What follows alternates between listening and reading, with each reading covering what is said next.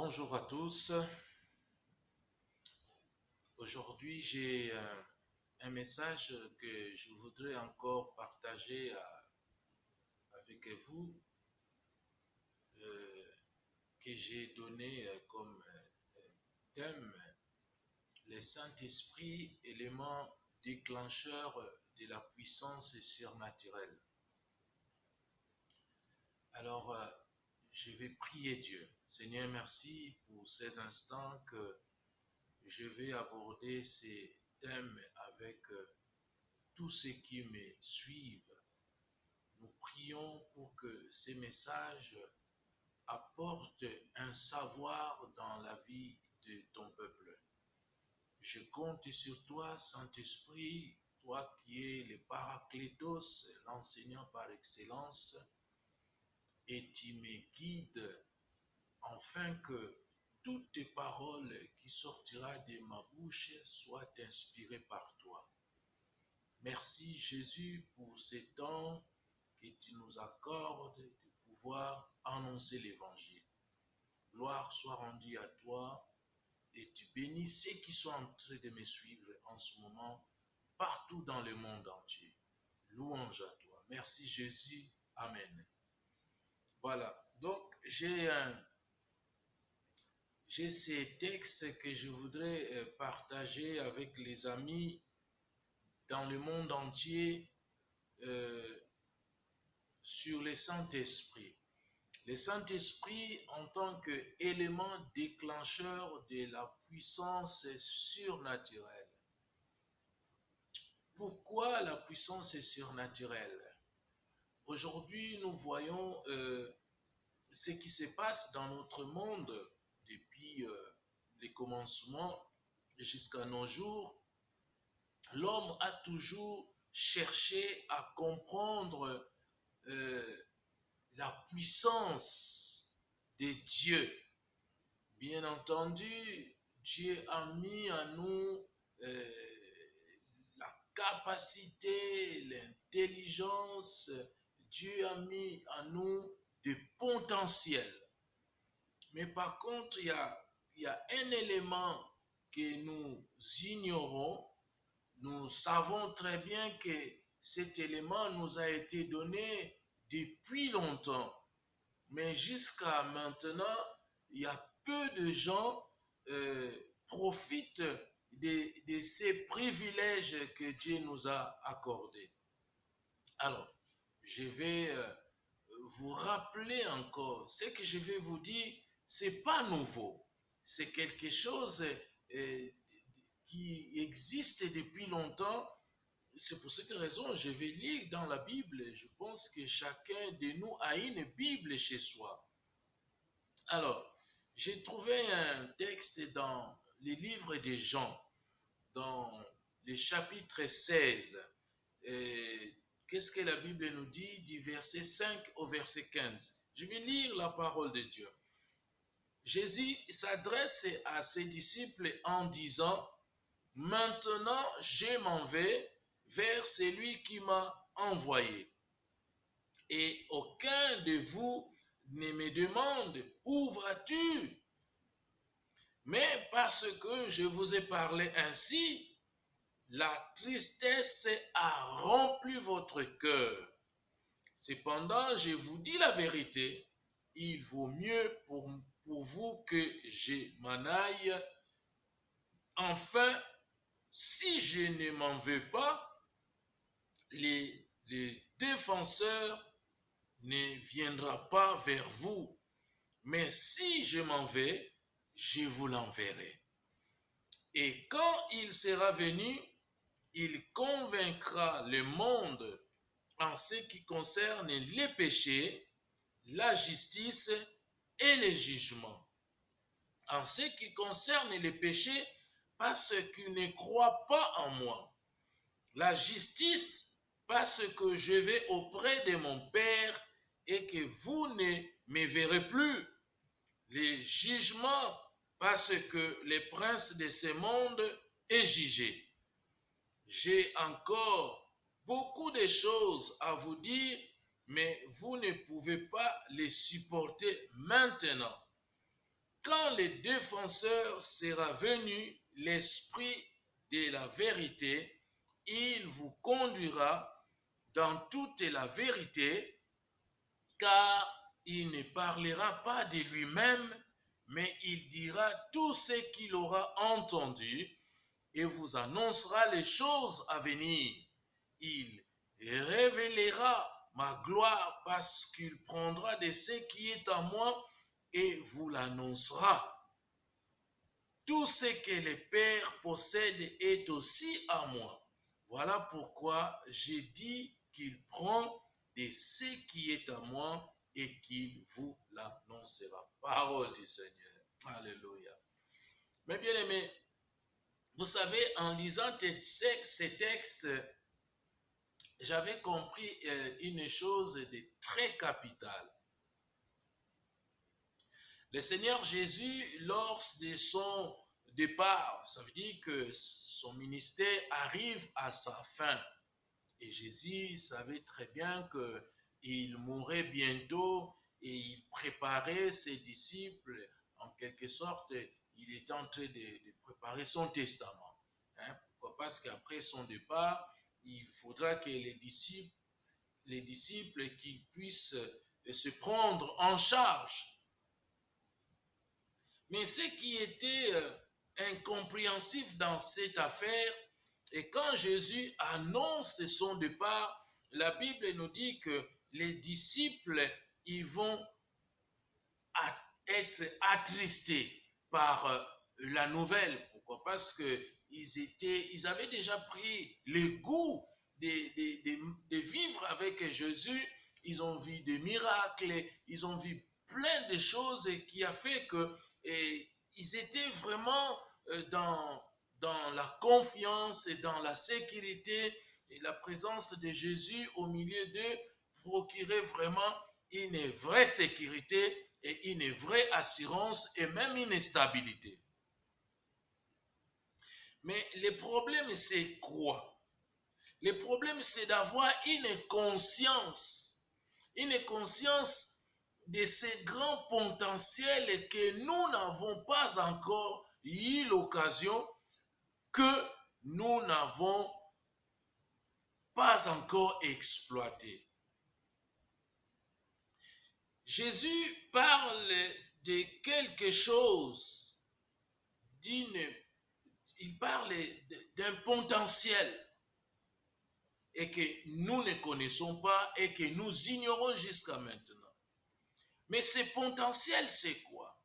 Mais c'est le Saint-Esprit. Il dit, je m'en vais vers celui qui m'a envoyé. Bien entendu, mais je vous enverrai le Saint-Esprit. Je ne vous laisse pas orphelins. Pourquoi? Parce que les disciples croyaient rester seuls. Mais Jésus qui avait déjà prévu quelque chose qu'il allait donner à ses disciples afin de poursuivre sa mission à son absence. Alors, c'est que le Seigneur fait connaître à ses disciples. Il dit ceci: cependant, je vous dis la vérité, il vaut mieux pour vous que je m'en aille. Vous voyez, donc dans d'autres versions, on parle de l'avantage. Donc, il est avantagé et pour vous que je m'en aille. Vous voyez, le départ du Seigneur procurait un avantage et que l'Église, aujourd'hui, à travers le Saint-Esprit, nous avons maintenant l'avantage. Pourquoi? Avec le Saint-Esprit qui est répandu sur terre. Vous voyez? Mais quand Jésus était vivant, Jésus ne pouvait pas être partout. On ne pouvait pas voir Jésus en Jérusalem, et en Égypte, on ne pouvait pas voir Jésus en France, on ne pouvait pas voir Jésus aux États-Unis, on ne pouvait pas voir Jésus en Afrique. Donc Jésus ne pouvait pas être partout physiquement. Donc il a fallu que les Saint-Esprits viennent. Pourquoi? Parce que l'Esprit peut se répandre partout dans le monde. Et la raison pour laquelle Jésus promet à ses disciples, je m'en vais, mais je ne vous laisserai pas orphelins, je vous enverrai quand même les Saint-Esprit. Et le Saint-Esprit, et quand il sera venu, voyez, et quand vous serez investis de cette puissance, de cette autorité, vous serez investis du Saint-Esprit. Le Saint-Esprit, il descendra sur vous. Et en ce moment, vous deviendrez mes témoins. Vous savez, on ne peut pas être témoin de Jésus-Christ tant que vous n'êtes pas investi de cette puissance. Tant que vous n'avez pas encore reçu le Saint-Esprit, c'est difficile de témoigner Jésus. Parce que celui qui témoigne déjà le Christ, il ne le fait pas par lui-même, mais il le fait parce qu'il est poussé par une puissance. Il est poussé par cet esprit de Dieu qu'on appelle le Saint-Esprit. Alors, ici, je voudrais tirer attention de plusieurs en voyant la manière dont les disciples ils se sont comportés face à cette nouvelle que Christ annonce pour son départ. Et je pense que nous avons besoin de comprendre la raison. Et nous avons besoin de comprendre aussi la suite de cette histoire. Pourquoi? Parce que la Bible nous dit, le Saint-Esprit, et quand il sera venu, il convaincra le monde en ce qui concerne les péchés. Voyez, le monde d'où nous vivons, mes bien-aimés, ils sont convaincus qu'ils sont réellement dans les péchés. Pourquoi? Parce que l'Église est là. L'Église, quel est le rôle de l'Église? L'Église, son rôle, c'est d'annoncer la parole de Dieu. L'Église, c'est de préparer l'enlèvement, préparer le peuple pour l'enlèvement, préparer le peuple à ce qui concerne quelle est la manière nous pouvons attendre Dieu. Nous ne pouvons pas attendre Dieu dans la distraction, mais nous devons attendre Dieu dans la prière. Et nous devons faire très attention à nous. Pourquoi? Parce que ce que le Seigneur Jésus avait dit dans sa parole, la Bible nous dit certainement cette parole, elle s'accomplira. Vouloir ou pas, cette parole, elle s'accomplira. Alors, nous devons prendre conscience de ces grands potentiels que nous n'avons pas encore eu l'occasion d'explorer. Pour que votre vrai potentiel se relève à vous, vous avez besoin d'un élément déclencheur. Et c'est exactement ce qui se passe par l'intermédiaire de la personne du Saint-Esprit. Le Saint-Esprit, c'est lui qui déclenche en nous la puissance. Pourquoi? Parce que nous allons accomplir des choses surnaturelles. Nous allons accomplir des miracles comme Jésus a dit, voici les miracles qui accompagneront à ceux qui auront cru à mon nom. Et comment nous pouvons accomplir des miracles si en nous, nous n'avons aucun élément qui puisse déclencher ces miracles? Et si nous voulons voir des miracles dans nos églises, si nous voulons voir des prodiges dans nos églises, si nous voulons voir des accomplissements dans nos églises, eh bien, je vous invite à rechercher le Saint-Esprit. Pourquoi? Parce qu'il nous a été donné. Voyez, c'est quelque chose qui nous appartient. Le Saint-Esprit m'appartient. Pourquoi? Parce qu'il m'a été donné. Vous savez, quand on donne, une fois qu'on vous a donné quelque chose, on ne va pas vous le réclamer ensuite. Donc, on vous a donné ce qu'on vous a donné, eh bien, la chose deviendra votre élément à vous. Pourquoi? Parce que ça vous appartient.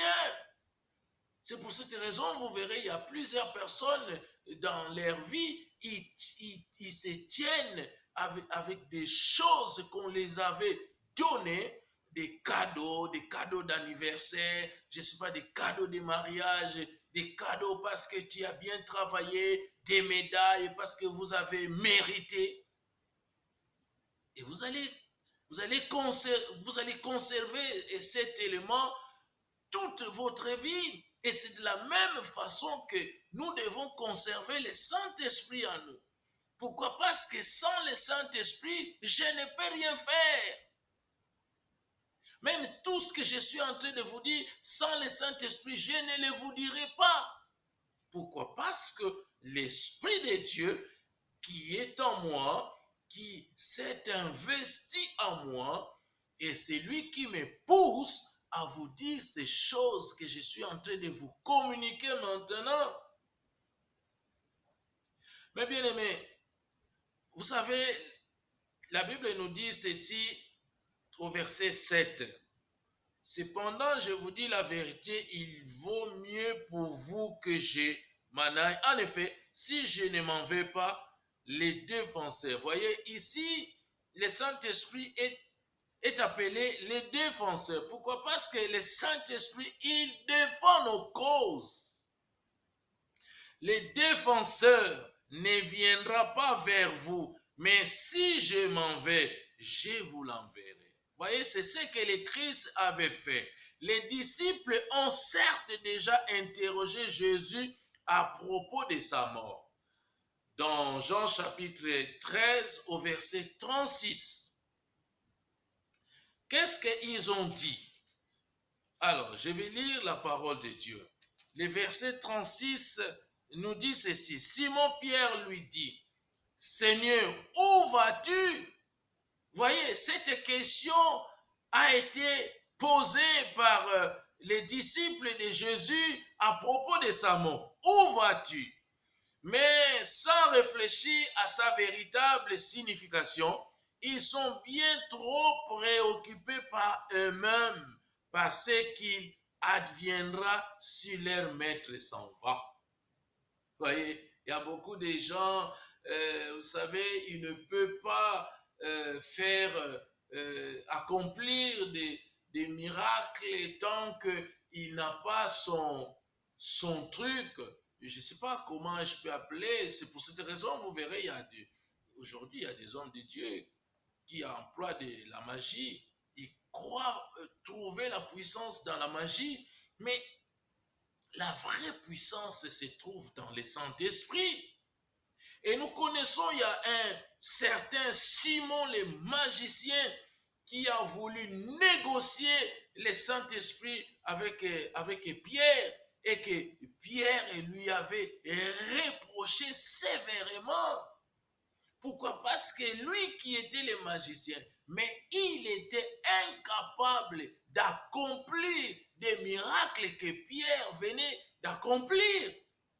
Voilà la raison pour laquelle vous qui croyez encore aux choses de ce monde, je voudrais vous demander d'arrêter de vous attacher avec ces choses.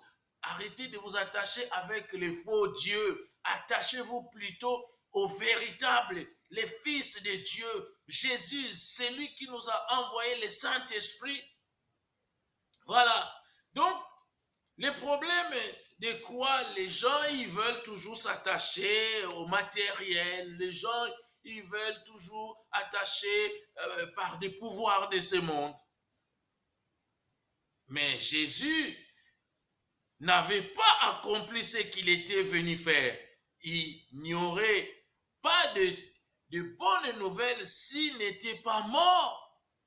Voyez, il n'aurait pas pu effacer nos péchés, il n'aurait pas pu ressusciter et vaincre la mort s'il n'était pas retourné vers le Père.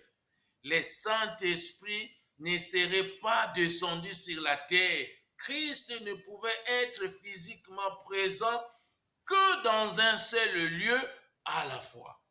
Depuis son départ, il peut être présent partout dans le monde grâce au Saint-Esprit. Le Saint-Esprit, la Bible nous dit, il a 3 missions à accomplir dans notre vie. 3 missions importantes. Alors, quelle est la première mission? La première mission, la Bible nous dit, il convaincra le monde de ses péchés et l'appeler à changer. Le Saint-Esprit, c'est lui qui fait le travail en fait. Nous, on n'est que des instruments que le Saint-Esprit va s'en servir.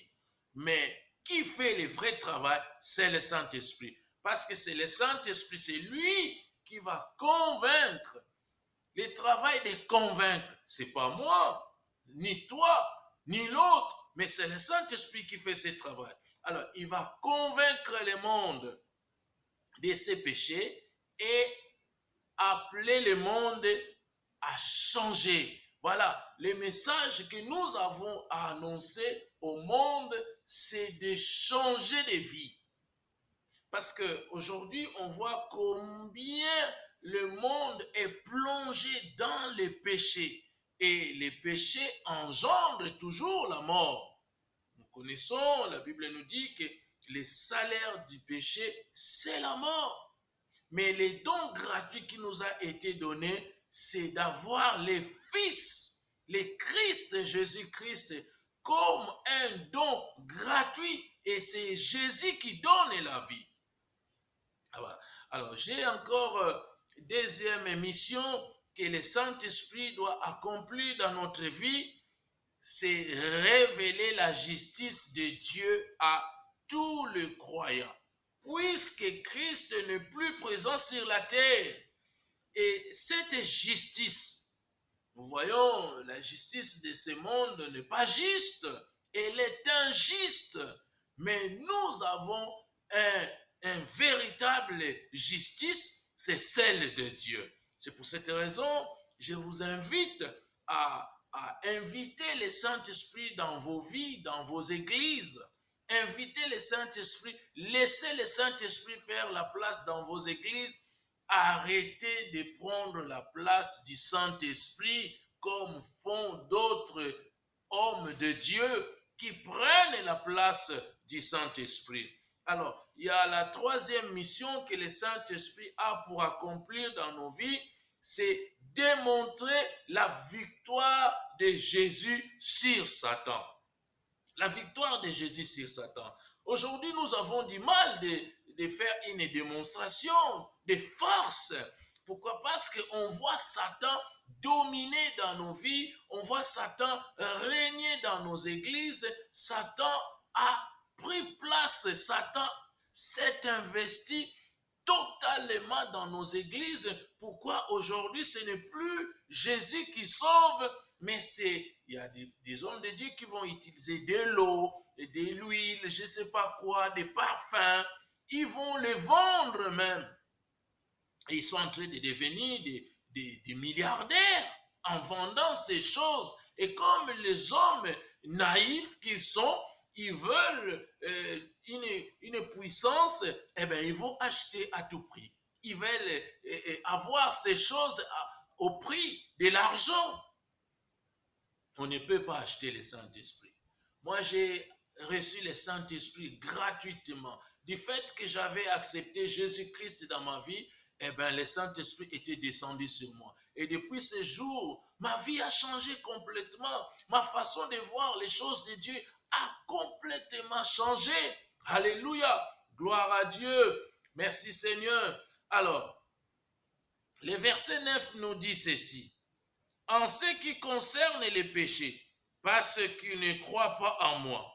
La justice, c'est parce que je vais auprès de mon Père et que vous ne me verrez plus. Le jugement, parce que le prince de ce monde est jugé.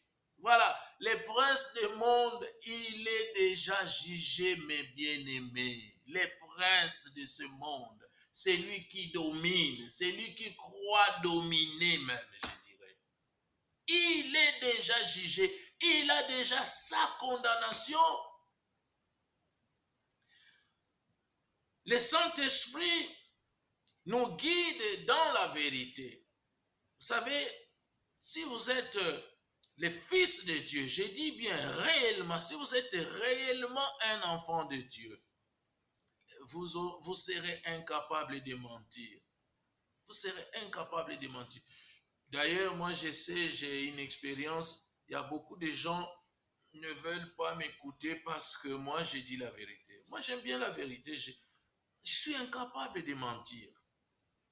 Les mensonges, ça nous éloigne de Dieu. Les mensonges, mes bien-aimés. Le Saint-Esprit nous guide dans la vérité relative à Christ.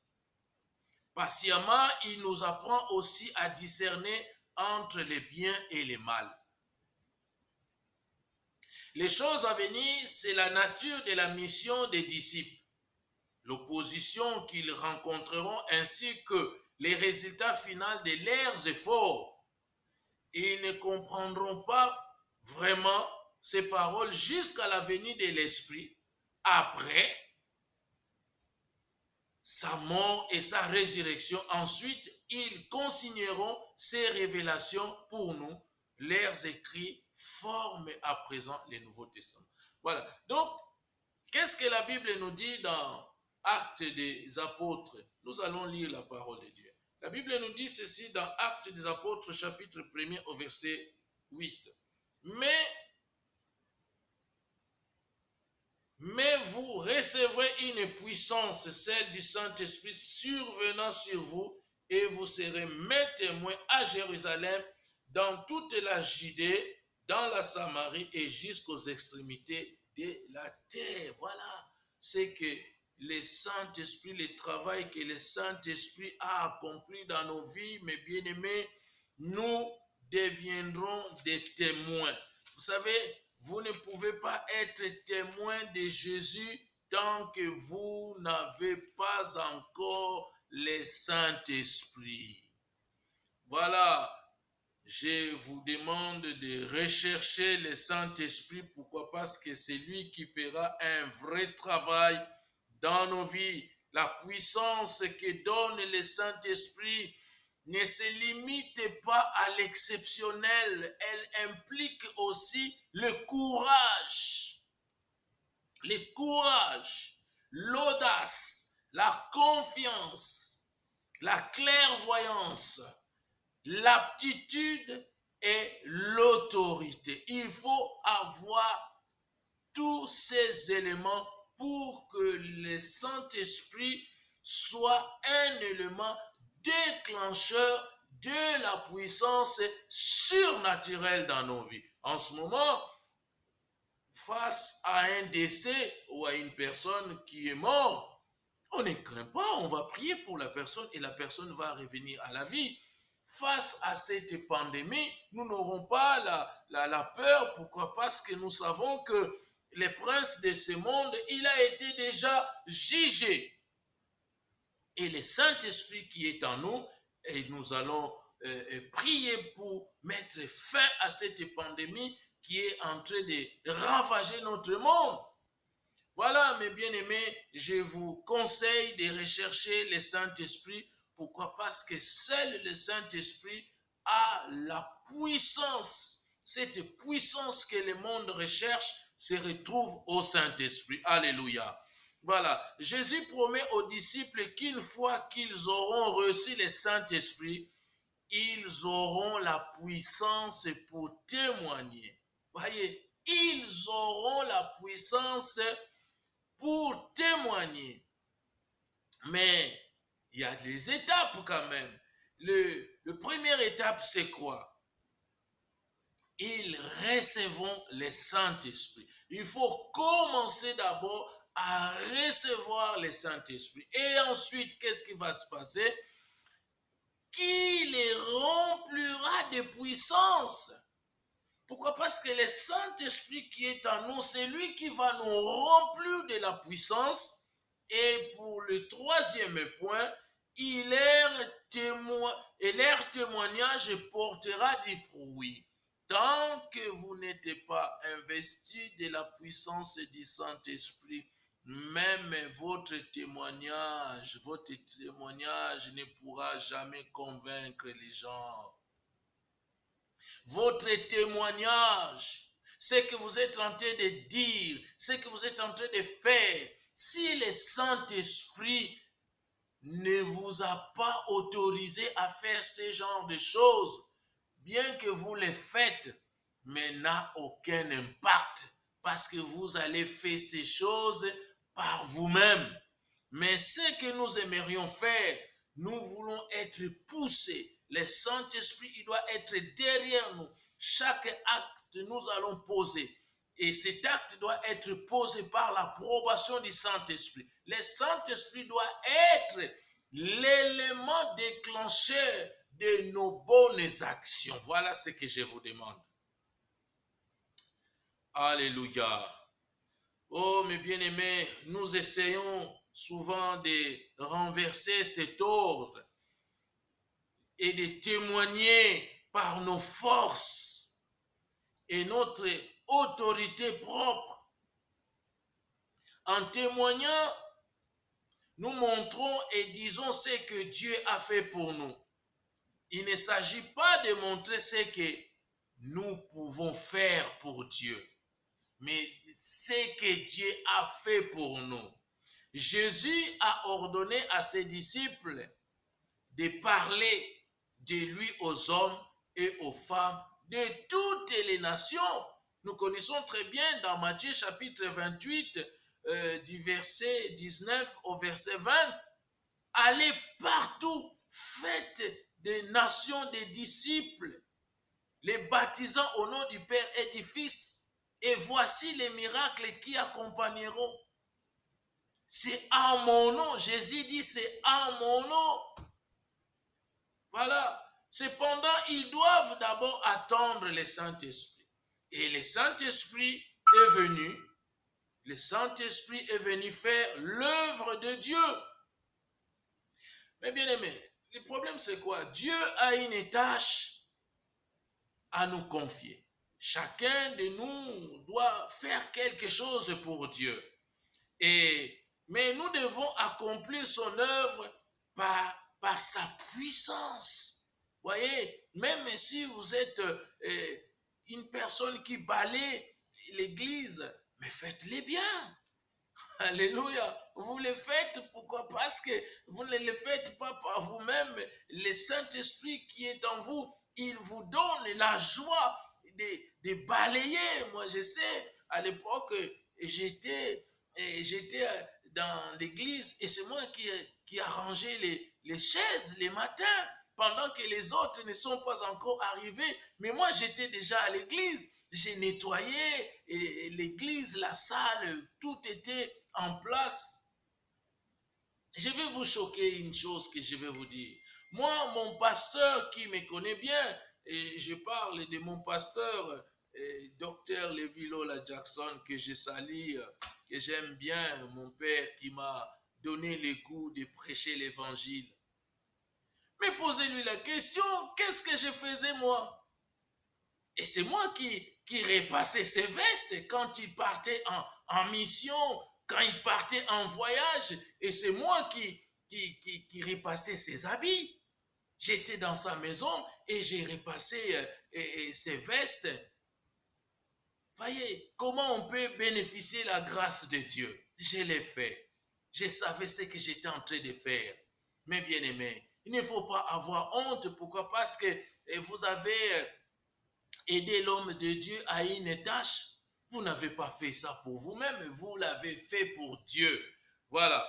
Alors, cherchons-nous à connaître ces instructions où nous précipitons, nous sans tenir compte de ce qu'il veut.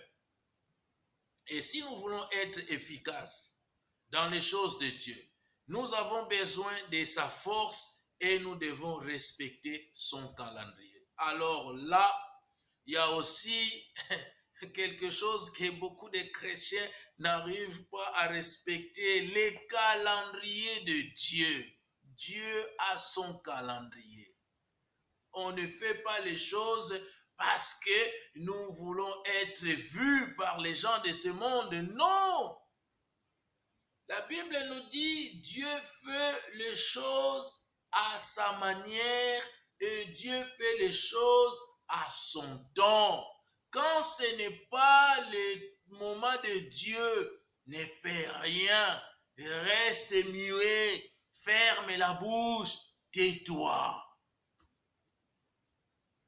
Il y a un temps pour toutes choses, il y a un temps de parler et il y a un temps de se taire. Mais qu'est-ce qui se passe aujourd'hui? Les gens veulent parler, parler, parler, parler, et vous finirez par dire n'importe quoi. Vous finirez par dire aux fidèles, amenez vos dîmes et vos offrandes, bien que le confinement est là, mais l'argent, amenez-les quand même. Vous voyez pourquoi? Parce que vous voulez toujours apparaître. Il y a un temps de confinement.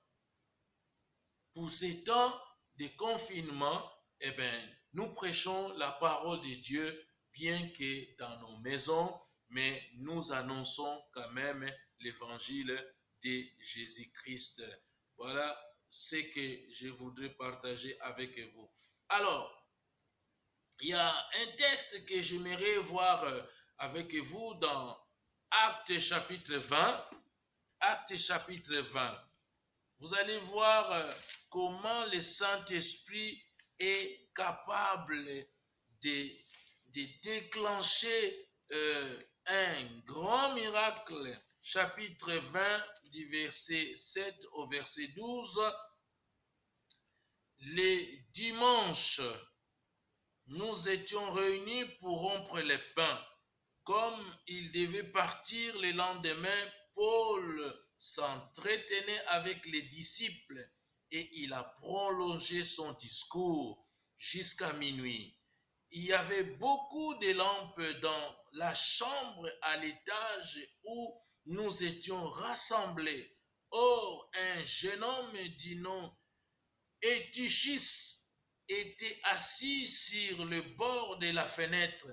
Il s'est profondément endormi pendant le long discours de Paul et entraîné par le sommeil, il est tombé du 3e étage. Quand on a cherché à le relever, il était mort. Mais Paul est descendu, s'est penché sur lui et l'a pris dans ses bras en disant, ne vous inquiétez pas, car son âme est en lui. Ensuite, il est remonté, a rompu les pains et a mangé. Il a poursuivi ses entretiens jusqu'à l'aube. Puis il est parti. Le jeune homme a été ramené vivant à leur grande consolation. Alléluia. Voyez, qu'est-ce que la parole de Dieu dit au verset 16? Le jeune homme a été ramené vivant à leur grande consolation. Mais qui peut consoler si ce n'est pas le Saint-Esprit? Voyez, c'est pour cette raison Jésus avait dit, il faudrait que je m'en aille, c'est un avantage pour vous. Pourquoi? Parce que quand le Saint-Esprit, il viendra vers vous, et c'est lui qui vous conduira dans la vérité. Il va vous consoler, il va vous encourager, il va vous fortifier. Pendant la période des épreuves, quand nous traversons des difficultés, il y a le manque d'argent, il y a les soucis, mais il faut s'accrocher au Saint-Esprit. Pourquoi? Parce qu'il est là pour nous consoler.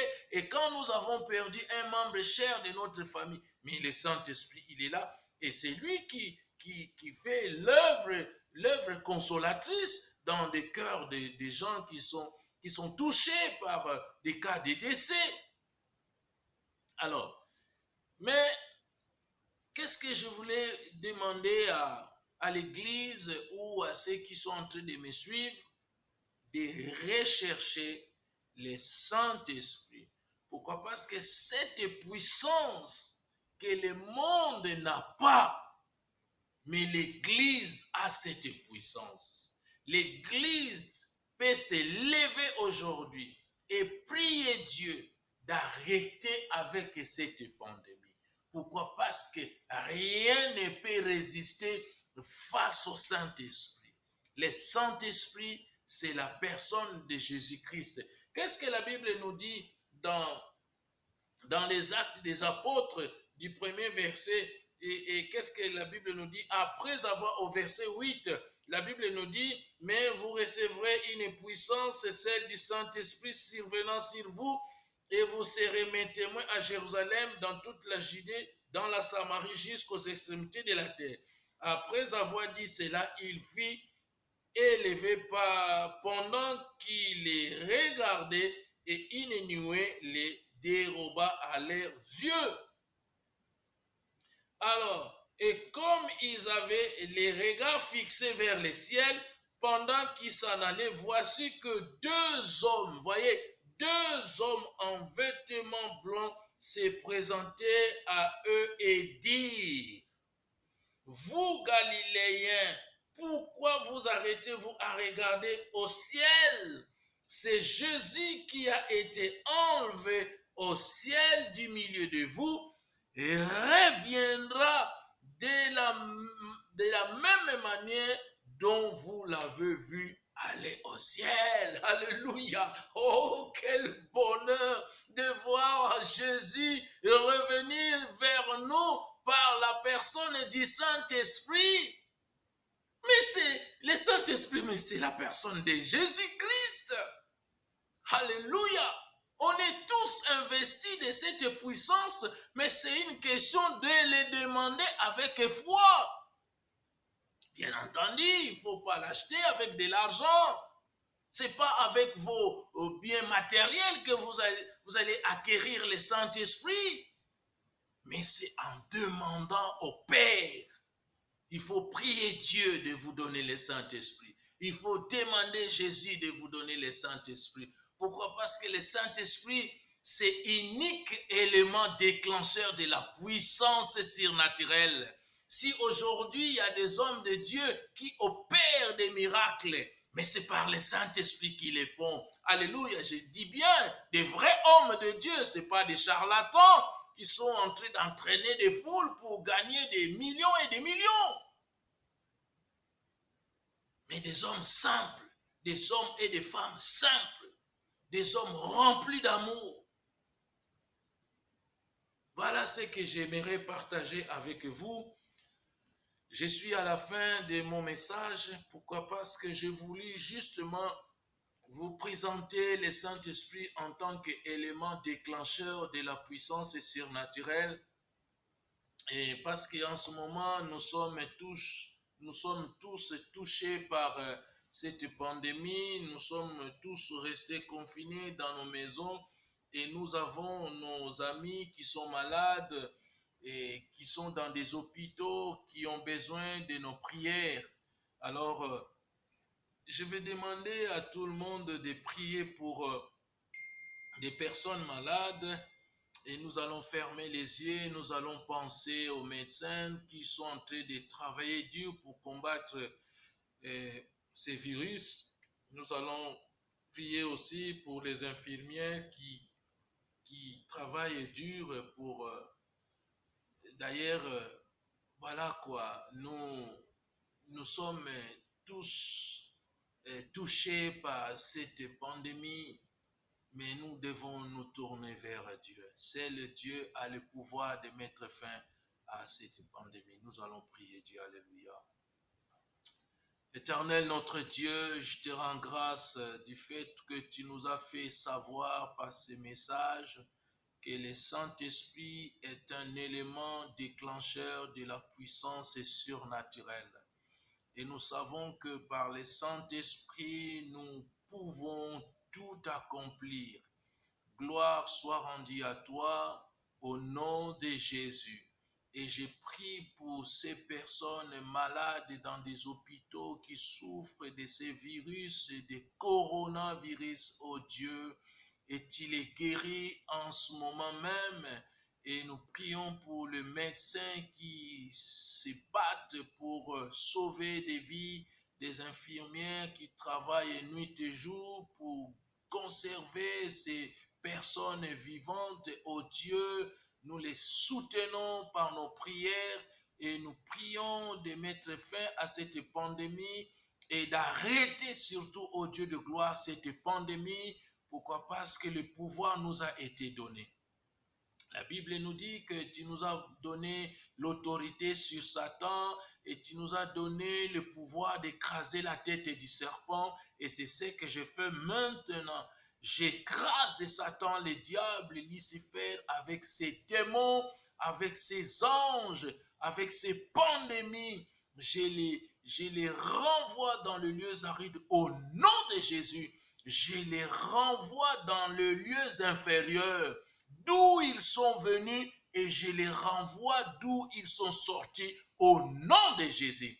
Vous n'avez aucun pouvoir sur nous. Pourquoi? Parce que le Christ vous a vaincu à la croix de Golgotha.